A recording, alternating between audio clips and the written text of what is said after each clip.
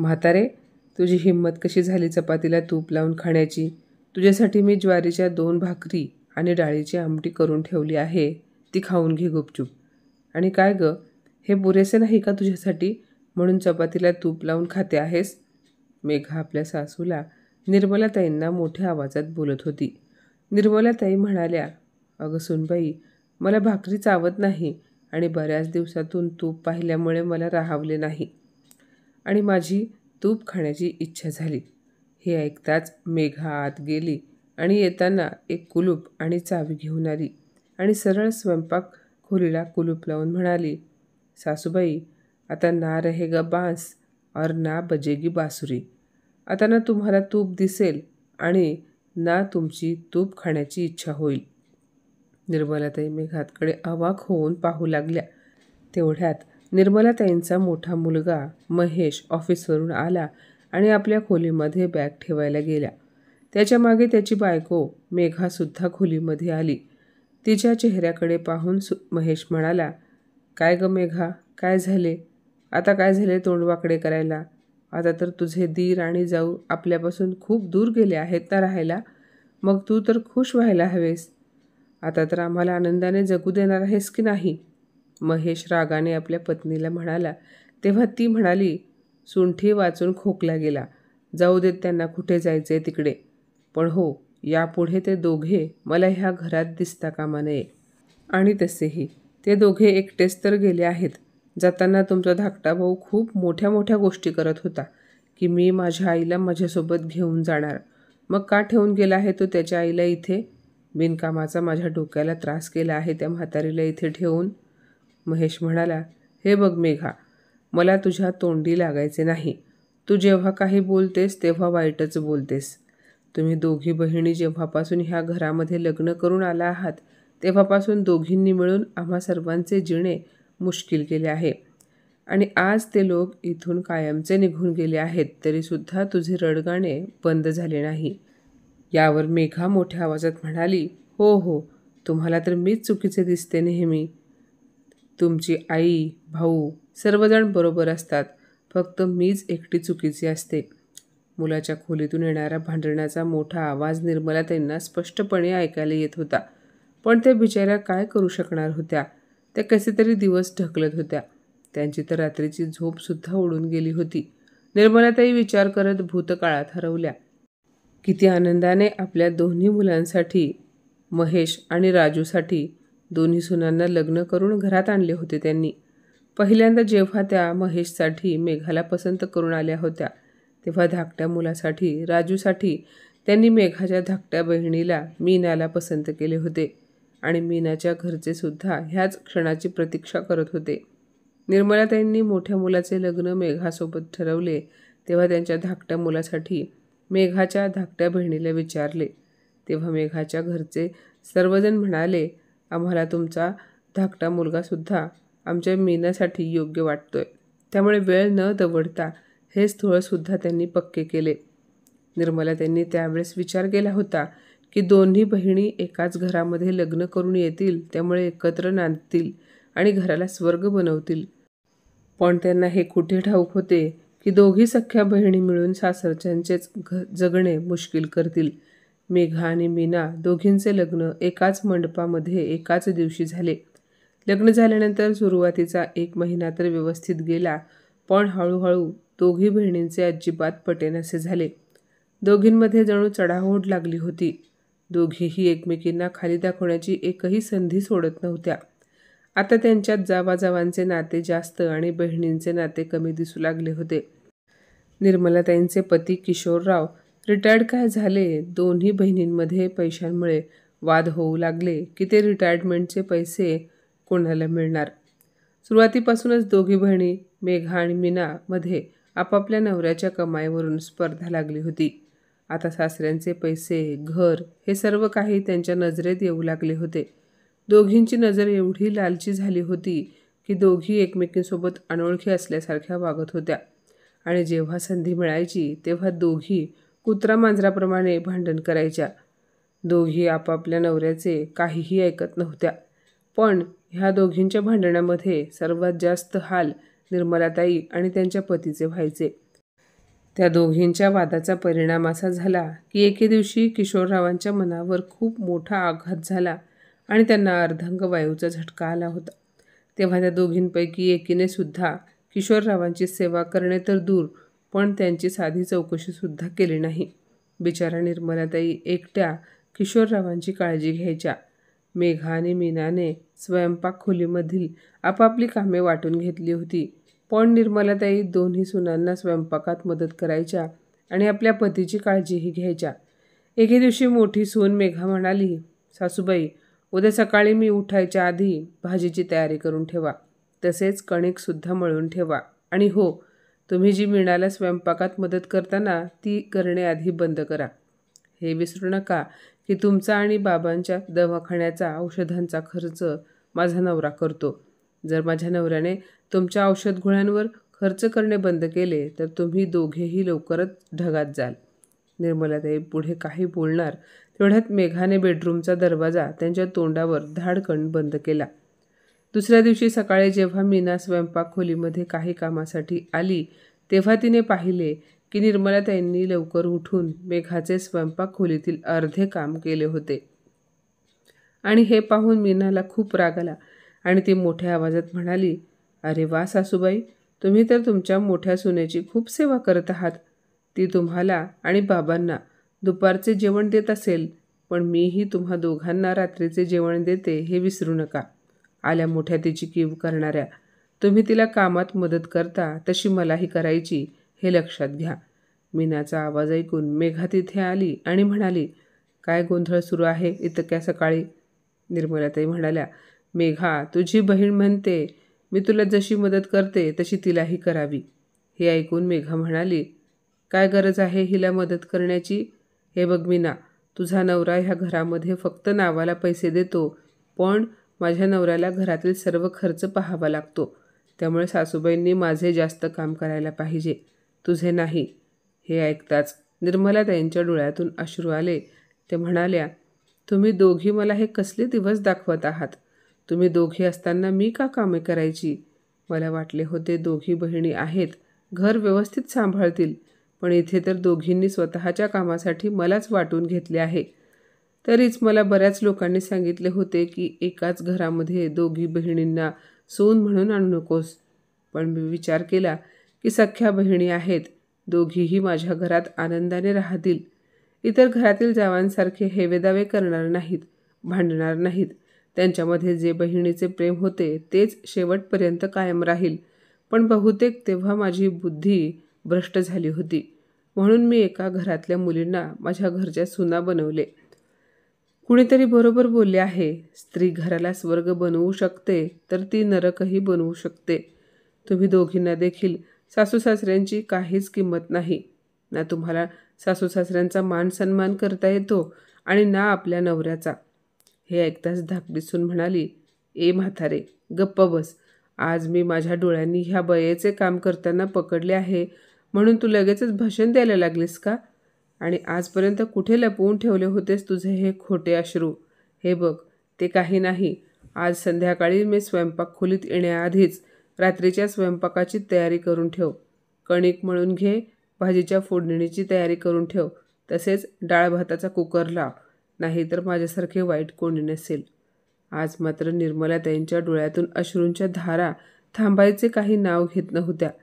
बिचारे किशोरराव अंथरुणावर पडून स्वतःच्या डोळ्यांनी हे सर्व काही पाहत होते आणि आपल्या नशिबाला दोष देत होते की हे असे कसे दिवस पाहायला लागत आहेत. त्यांना तर सर्वात जास्त दुःख ह्या गोष्टीचे वाटत होते की ते आपल्या पत्नीसाठी ना काही बोलू शकत होते आणि ना काही करू शकत होते. काही वेळाने निर्मलाताई किशोररावांसाठी जेवण घेऊन आल्या आणि त्यांना भरवत म्हणाल्या, तुम्ही का रडत आहात? काही काळजी करू नका, तुम्ही लवकर ठीक व्हाल. पण किशोरराव आपल्या पत्नीकडे एकटक पाहत होते, जणू काही त्यांना असे बोलायचे होते की निर्मला, तुझ्यासाठी मी काहीही करू शकलो नाही. धाकट्या सुनेने सांगितल्याप्रमाणे संध्याकाळी निर्मलाताईंनी कणिक मळून ठेवली, डाळ भाताचा कुकर लावला, भाजीच्या फोडणीची तयारी केली. तेवढ्यात मीना आली आणि सासूने तिचे निम्मे काम केल्यामुळे खुश झाली आणि म्हणाली, सासूबाई, आता दररोज तुम्ही मला अशीच मदत करत जा. निर्मलाताई म्हणाल्या, सकाळी मेघाला मदत करायची, संध्याकाळी तुला मदत करायची, दुपारी इतर कामे करायची. मग यामध्ये मला कुठेच आराम करायला वेळ मिळत नाही. माझी कंबर आणि गुडघे खूप दुखतात. तुम्ही दोघी बहिणी आराम करता, पण मला आराम करायला वेळच मिळत नाही. आणि जरी मिळाला तरी ह्यांचे सर्व काही पाहावे लागते. जशी मी तुम्हाला मदत करते तशी तुम्ही सुद्धा तुमच्या सासऱ्यांची थोडीफार सेवा करत जा. हे ऐकताच मीनाला राग आला. ती म्हणाली, आता बोललात ते बोललात. पुन्हा बाबांची सेवा करण्याबद्दल मला ऐकवू नका. हे बघा आई, मला एवढेच कळते की आपल्या नवऱ्याची काळजी घेणे, सेवा, देखभाल करणे हे सर्व काही बायकोनेच करावे. आता मागच्या 15 दिवसाखाली तुमच्या मुलाची तब्येत खराब झाली होती. मी काही बोलले का तुम्हाला? त्यांची काळजी घ्या, देखभाल करा म्हणून. मी माझ्या नवऱ्याचे सगळे पाहिले, त्यामुळे मला यापुढे बाबांबद्दल काहीही सांगायचे नाही. माझे काम आहे त्यांना रात्रीचे जेवण देणे, बस. यापलीकडे माझ्याकडून काहीही होणार नाही. हे ऐकताच निर्मलाताई तिच्या तोंडी लागल्या नाहीत. त्या गुपचूप त्यांच्या खोलीत निघून गेल्या. दुसऱ्या दिवशी सकाळी निर्मलाताई नेहमीप्रमाणे लवकर उठल्या. आंघोळ पूजा आटोपून त्या पुन्हा त्यांच्या खोलीत गेल्या. त्यांनी दुरूनच पाहिले तर किशोरराव अजून उठले नव्हते. त्यामुळे त्यांना आणखी थोडा वेळ झोपू देत असा विचार करून निर्मलाताईंनी त्यांची रोजची कामे आटोपली आणि त्या पुन्हा त्यांच्या खोलीत आल्या आणि पाहिले तर किशोरराव अजूनही झोपलेले होते. त्यामुळे त्यांना झोपेतून उठवण्यासाठी त्यांनी किशोररावांना हात लावला तर त्यांचा हात अगदी बर्फाप्रमाणे थंड लागला आणि त्या घाबरल्या आणि रडू लागल्या. निर्मलाताईंनी आपल्या दोन्ही मुलांना आवाज दिला तेव्हा ते दोघेही पटकन धावत आले. त्यांनी बाबांना उठवण्याचा प्रयत्न केला, पण ते काही उठले नाहीत, कारण त्यांनी आपले डोळे कायमसाठी बंद केले होते. घरामध्ये होणारे वाद आणि सुनांचे वागणे पाहून त्यांना खूप मानसिक धक्का बसला होता. त्यांना हे काही सहन झाले नाही आणि त्यांनी आपले प्राण सोडले. आता निर्मलाताई खूपच एकट्या पडल्या होत्या. त्याचबरोबर सुनांचे सासूसोबतचे वागणे आणखी वाईट झाले होते. दोन्ही भाऊ आपापल्या बायकांमुळे त्रासले होते. मेघा आणि मीना स्वतःची मनमानी करत होत्या. महेश आपल्या धाकट्या भावावर अगदी स्वतःच्या मुलाप्रमाणे प्रेम करायचा आणि धाकटा भाऊ सुद्धा मोठ्या भावाला वडिलांच्या ठिकाणी मानायचा. त्याला खूप इज्जत द्यायचा. पण त्यांच्या बायका सख्या बहिणी असून सुद्धा एकमेकींच्या वैरिणी झाल्या होत्या.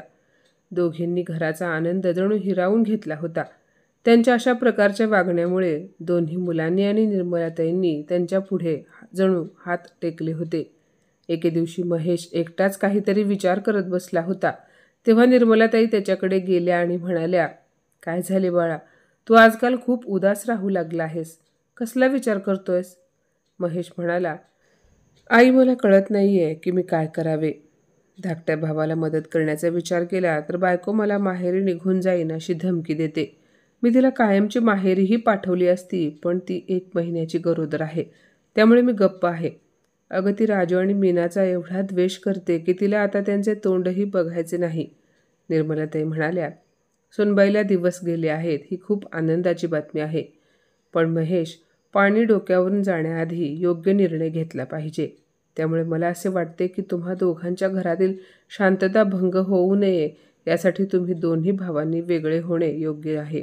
महेश म्हणाला, आई, राजूकडे एवढे पैसे कुठे आहेत की तो वेगळा राहू शकेल, आणि मेघा मला कधीच त्याची मदत करू देणार नाही. अगं आई, तुला ठाऊक आहे ना, राजूला मागच्या वर्षीच डायबिटीस झाला आहे. त्याच्या औषधांचा खर्चही मीच करतो. जर तो आपल्यापासून वेगळा राहू लागला तर औषधे असली तरी सुद्धा तो घेणार नाही, हे मला ठाऊक आहे. निर्मलाताई म्हणाल्या, महेश, तू अगदी बरोबर बोलतो आहेस, पण घरात दोघी बहिणींचे वाद होत राहिले तर तुझ्या होणाऱ्या बाळावर त्याचा परिणाम होईल, याचाही विचार करायला हवा. महेश म्हणाला, तू म्हणतेस तेही बरोबर आहे. आई, मग आपण इथेच आपल्या बाजूच्या सोसायटीमध्ये राजूला भाड्याने घर घेऊन द्यायचे का? ऑफिसला येता जाता मला त्याच्याकडे लक्षही देता येईल. निर्मलाताई ठीक आहे म्हणाल्या. महेश पुढे म्हणाला, आता मला मेघाला न सांगता गुपचूप राजूची मदत करावी लागेल. निर्मलाताईंना ठाऊक होते महेश एक चांगला मुलगा होण्यासोबतच एक चांगला भाऊ आहे. त्यामुळे मेघा त्यांच्यासोबत घरात कशीही वागली तरी त्या महेशला अजिबात सांगत नव्हत्या, कारण त्यांना ठाऊक होते महेशला आपल्या आईचा अपमान सहन होणार नाही आणि त्यांना भीती होती की जर त्याची बायको मेघाही आईला त्रास देते हे समजल्यावर महेश तिला घराबाहेर काढेल किंवा तिला मारहाण तरी करेल. त्यामुळे त्या सर्व काही सहन करत होत्या. त्यामुळे त्यांनी कधीच आपल्या मुलांना सुना त्रास देतात हे सांगितले नाही. ह्या घरामध्ये किशोररावांच्या आठवणी होत्या, त्यामुळे निर्मलाताईंना हे घर सोडावेसे वाटत नव्हते. दुसऱ्या दिवशी सकाळी पुन्हा दोघी बहिणी काही कारणावरून भांडत होत्या. तेवढ्यात राजू आपल्या बायकोला मीनाला रागावून म्हणाला, बहिणी तर काही समजून घेत नाही, पण कमीत कमी तू तरी समजून घे. तू तरी पडती बाजू घेऊन शांत बस. हे ऐकताच मेघा मोठ्या आवाजात म्हणाली, भाऊजी आमच्यामध्ये पडू नका. आणि वहिनी तर काही समजून घेत नाहीत म्हणजे नक्की काय म्हणायचे आहे तुम्हाला? आणि जर तुम्हाला माझ्यापासून एवढा प्रॉब्लेम होतोय तर मग तुम्ही वेगळे राहायला का जात नाही? मीना म्हणाली, तू कोण आहेस ग आम्हाला वेगळे राहा म्हणणारी? हे घर तुझ्या नवऱ्याचे एकट्याचे नाही, माझ्याही नवऱ्याचे आहे हे लक्षात असू देत. तेव्हा राजूसुद्धा तावाने म्हणाला, वहिनी जर तुम्हा दोघी बहिणींचे वागणे अशाच प्रकारे चालू राहिले तर तो दिवस दूर नाही जेव्हा खरंच आम्हाला हे घर सोडून जावे लागेल. मेघा म्हणाली, तो दिवस येण्याची वाट कशाला बघताय? आजच जा ना ह्या घरातून निघून, आणि जाताना तुमच्या आईला सुद्धा सोबत घेऊन जा, नाहीतर ठेवून जाल माझ्या छाताडावर. राजू म्हणाला, हो इथून नक्की घेऊन जाईल मी माझ्या आईला. पण हे बघा वहिनी, आपण राहतो ते घर माझ्या आईचे आहे, त्यामुळे तिला ठरवू द्या तिला कुठे राहायचे आहे, तुम्ही सांगू नका. आईसुद्धा खूप आनंदाने राहत नाही या घरामध्ये. तुम्हा दोघी बहिणींमुळे तिच्या खाल्लेल्या अन्नाचे पाणीच होते. धाकट्या दिराचे बोलणे ऐकून मेघा तोंड वाकडे करून घरामध्ये निघून जाते. जेव्हा घडलेला हा प्रकार मोठ्या भावाला माहिती होतो तेव्हा त्याने राजूला पटकन एक घर घेऊन दिले. मेघा त्याला म्हणाली, काय गरज होती तुम्हाला त्यांना घर घेऊन द्यायची? तेव्हा तो मेघाला म्हणाला, मी त्याला पैसे दिले नाहीत, त्याने मला फक्त मोठ्या भावाच्या नात्याने पुढे केले. बाकी डिपॉझिटचे सर्व पैसे त्याने दिले आहेत, मी त्याची काही मदत केली नाही. हे ऐकताच मेघाला कुठे बरे वाटले आणि आता ती कुठे शांत बसली. पण आज तिला एक सत्य ठाऊक झाले होते आणि त्यामुळेच ती आपल्या नवऱ्याबरोबर वाद घालत होती. विचार करता करता निर्मलाताईंना डोळा लागला. जेव्हा त्या सकाळी उठल्या तेव्हा त्यांनी पाहिले की मेघा घरात कुठेच नाही. खरे तर त्यांना चहा प्यायची तलफ झाली होती. तसेही सकाळी त्यांना फक्त चहाच मिळायचा आणि तोही त्या स्वतः बनवायच्या. पण आज तर स्वयंपाक खोलीला कुलूप लावले होते. काही वेळाने मेघा आली. तिने स्वयंपाक खोलीचे कुलूप उघडले आणि ती आंघोळ करायला निघून गेली. निर्मलाताई पटकन स्वयंपाक खोलीमध्ये स्वतःसाठी चहा बनवायला गेल्या. निर्मलाताई चहामध्ये दूध घालत होत्या. तेवढ्यात पाठीमागून येऊन मेघा म्हणाली, दूध खूप महागले आहे सासूबाई, जरा सांभाळून घाला. दुधासाठी माझ्या नवऱ्याला पैसे मोजावे लागतात आणि तुम्हाला इथे बसून फक्त स्वतःसाठी तूप, सुकामेवा, दूध पाहिजे? निर्मलाताई म्हणाल्या, सुनबाई तुझा नवरा माझा मुलगा आहे, मला हे सारखे सारखे ऐकवत जाऊ नकोस. मी काही बोलत नाही याचा अर्थ हा नाही की तू काहीही बोलशील आणि मी ते ऐकून घेईन. मेघा रागाने म्हणाली, अगो बाई, ह्या म्हातारीला बोलताही येते का? खूप चहा प्यायची आवड आहे ना तुला? थांब, तुला सांगते चहा कसा पितात. असे बोलून मेघा गरम चहा सासूच्या अंगावर टाकणार होती की तेवढ्यात महेश स्वयंपाक खोलीत आला आणि त्याने हे दृश्य पाहिले. तेव्हा त्याला खूप राग आला आणि त्याने त्याच्या बायकोच्या कानशिलात ठेवून दिली आणि म्हणाला, तुझी हिंमत कशी झाली माझ्या आईला असे बोलण्याची आणि तिच्यासोबत असे वागण्याची? अगं ये मूर्ख बाई, आणि आज तू हे जे काय करायला चालली होतीस ग, जर आज माझ्या आईला काही झाले असते तर? असे बोलून त्याने पुन्हा मेघावर हात उचलला की तेवढ्यात मेघा सासूच्या मागे लपली आणि म्हणाली, मला माफ करा, यापुढे असे काही होणार नाही, माझ्याकडून चूक झाली. महेशने तिचे काहीही ऐकून घेतले नाही आणि तो निर्मलाताईंच्या मागे जाऊन तिला मारणार होता की निर्मलाताईंनी त्याचा हात धरला आणि म्हणाल्या, हे संस्कार केले आहेत का मी तुझ्यावर? एका स्त्रीवर हात उचलायला तुला लाज नाही का वाटली? अरे ती गरोदर आहे हेही विसरलास का? महेश म्हणाला, आई आज तू मला थांबवू नकोस, ह्या बाईची हीच लायकी आहे, ह्याच्यामुळेच माझे वडील गेले आहेत आणि आता माझ्या आईच्या मागे हात धुवून लागली आहे. अगं आई, तुला ठाऊक आहे ना, या दोन बहिणींनी आपले घर बर्बाद करून ठेवले आहे. निर्मलाताई म्हणाल्या, मला सर्व काही ठाऊक आहे, पण तरीही मला असे वाटते की तू तिला एक संधी द्यावी, ती नक्की सुधारेल. महेशने कसेबसे आईचे बोलणे ऐकले, पण मेघा कुठे ऐकणारी होती. ते म्हणतात ना, कुत्र्याचे शेपूट नळकांड्यात घातले तरीही वाकडेच राहते. दुसऱ्या दिवशी मेघा तिच्या एका मैत्रिणीसोबत मार्केटमध्ये गेली होती. तेव्हा तिने तिथे तिच्या नवऱ्याला आणि दिराला एकत्र पाहिले. तिचा नवरा महेश हा एका दुकानातून धाकट्या भावाला किराणा सामान भरून देत होता. त्यानंतर तिने त्या दोघांचा पाठलाग केला. दिराचे घर त्याच मार्केटच्या बाजूला असणाऱ्या एका कॉलनीमध्ये होते. दोघे भाऊ घरी पोहोचले. दरवाजाची बेल वाजवली असता मीनाने दरवाजा उघडला. महेशने सामान आणि काही पैसे आपल्या भावाच्या हातात दिले आणि तो तिथून घरी आला. हे सर्व काही पाहून मेघाला खूप राग आला आणि ती घरी येऊन तिच्या नवऱ्याला म्हणाली, कुठे गेला होतात? महेश म्हणाला, माझ्या मते मी दररोज ऑफिसलाच जातो. मेघा म्हणाली, जाताना तुम्ही ऑफिसलाच जाता हो, पण घरी येताना खिरापत वाटत येता, बरोबर ना? बरं मला सांगा, मीना आणि राजू भाऊजी कुठे राहतात? तिचे बोलणे ऐकून महेश म्हणाला, आता ते कुठेही राहू देत, तुला काय करायचे आहे? ते आपल्यापासून दूर राहायला गेले आहेत, एवढे पुरेसे नाही का तुझ्यासाठी? मेघाला राग आला. ती म्हणाली, आणखी किती खोटे बोलणार आहात माझ्याशी? ते दोघे इथे जवळच राहतात. मी काही वेळापूर्वी तुम्हाला आणि भाऊजींना किराणा सामान भरताना पाहिले आहे. तुम्ही त्यांचे सामान त्यांच्या घरी पोहोचवायला गेला होतात. सांगा, गेला होतात ना? एवढे दिवस तुम्ही मला सर्व काही खोटे सांगितले. मला खरे खरे सांगा, ते घर कोणाच्या पैशाने खरेदी केले आहे?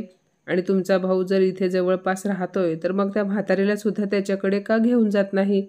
हे ऐकताच महेशचा पारा चढला आणि त्याने मेघाच्या कानशिलात भडकावली. निर्मलाताईंनी महेशला थांबवण्याचा खूप प्रयत्न केला, पण महेश निर्मलाताईंना बाजूला करत म्हणाला, आई, आज तू प्लीज मध्ये येऊ नकोस. तू म्हणाली होतीस म्हणून मी हिला सुधारण्याची एक संधी दिली, पण ही सुधारणाऱ्यातली बाई नाही.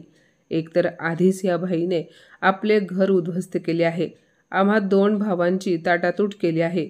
महेश मेघाला घराबाहेर काढत होता तेव्हा निर्मलाताईंनी पटकन आपल्या धाकट्या मुलाला फोन लावून घरी बोलावून घेतले. काही वेळातच राजू आणि मीना सुद्धा घरी आले. राजू महेशला थांबवण्याचा प्रयत्न करत होता, पण मीना मध्येच येऊन म्हणाली, अरे वा, इथे तर मस्त तमाशा चालू आहे. बरे झाले मी सुद्धा सोबत आले, नाहीतर मला हा तमाशा पाहायला मिळाला नसता. तेव्हा बायकोचे बोलणे ऐकून राजूने मीनाच्या कानशिलात ठेवून दिली आणि म्हणाला, दादा, आपल्या दोघांची चूक आहे जे आजपर्यंत आपण ह्या दोघी बहिणींना सहन करत आहोत. पण काही हरकत नाही, अजूनही वेळ गेलेली नाही. ह्या दोघींना सुद्धा कायमचे त्यांच्या माहेरी पाठवून दिले पाहिजे, जेणेकरून आपण तिघेही सुखासमाधानाने राहू. ह्या दोघींनी आपले आणि आईचे जगणे सुद्धा मुश्किल करून ठेवले आहे. ह्यांना माहेरी जाऊन बसू देत. तिथे आईवडिलांवर भार होऊन राहिल्यावर त्यांना समजेल की सासर, सासू आणि नवरा म्हणजे काय असते ते. महेश म्हणाला, तू बरोबर बोलत आहेस राजू. मला सुद्धा आता ह्या रोज रोजच्या भांडण्याचा कंटाळा आला आहे. महेशने मेघाचे सर्व सामान कपाटातून बाहेर काढून फेकले आणि म्हणाला, निघ आत्ताच्या आत्ता माझ्या घरातून. दुसरीकडे राजू सुद्धा मीनाच्या हाताला धरून घराबाहेर काढत म्हणाला, तू सुद्धा जा आणि तुझे सामान पॅक करून निघून जा माझ्या घरातून. आजपर्यंत मी तुझ्यासोबत चांगला राहत होतो, त्यामुळे माझ्या चांगुलपणाचा गैरफायदा घेतला आहेस तू, आणि म्हणूनच मला हा दिवस पाहावा लागतो आहे. पण आता नाही. दोन्ही भावांचे हे रूप पाहून दोघी बहिणी घाबरल्या आणि आपापल्या नवऱ्याची माफी मागू लागल्या. पण दोघे भाऊ त्यांच्या निर्णयावर ठाम होते. निर्मलाताई आपल्या दोन्ही मुलांना समजावत म्हणाल्या, बाळांनो, हे संस्कार दिले आहेत का मी तुम्हाला? आणि महेश, मेघा गरोदर आहे, तुझे मूल वाढते आहे तिच्या पोटात, मग त्याचा तरी विचार कर. मला वाटते की तुम्ही दोघांनी त्या दोघींना माफ करावे. महेश म्हणाला, पाहिलेस का मेघा, ज्या सासूला तू कधी इज्जत दिली नाही तीच आज तुम्हा दोघींचा संसार वाचवण्याचा प्रयत्न करत आहे. मेघा आणि मीना दोघींनी निर्मलाताईंचे पाय धरले. मेघा म्हणाली, सासूबाई, मी तुमच्यावर खूप अत्याचार केले तरीसुद्धा तुम्ही आज मला घराबाहेर जाण्यापासून वाचवत आहात. आम्ही दोघी बहिणी पैशांच्या लालसेपोटी आंधळ्या झालो होतो. मीना म्हणाली, आम्ही दोघी बहिणी लग्नाआधी खूप मायेने प्रेमाने राहत होतो, पण लग्न झाल्यानंतर कोणास ठाऊक आमची बुद्धी का भ्रष्ट झाली. आम्ही दोघींनी एकमेकींचा अपमान केला, तुमचाही खूप अपमान केला. मला माफ करा. त्यानंतर दोघी बहिणींनी सुद्धा एकमेकींची माफी मागितली. मेघा म्हणाली, मीना, तू बरोबर बोलत आहेस. आपण दोघी लग्नाआधी एकमेकींची किती काळजी घ्यायचो. आजपासून आपण दोघी मिळून ह्या कुटुंबाला जोडून ठेवू आणि स्वतःही एकत्र राहू. आता दोन्ही भावांचे विभक्त झालेले कुटुंब एकत्र आले होते. आज दोघी बहिणी आपल्या सासरी आनंदाने एकत्र राहतात. सासूला काय हवे नको ते बघतात, नवऱ्याची सेवा करतात. आता निर्मलाताईंच्या घरात फक्त आनंद नांदतो. तर माझ्या मित्रमैत्रिणींनो, आजची ही कथा तुम्हाला कशी वाटली कमेंटमध्ये नक्की सांगा. आणि अशाच नवनवीन कथा ऐकण्यासाठी प्रज्ञा मराठी स्टोरीजला नक्की सबस्क्राईब करा. धन्यवाद.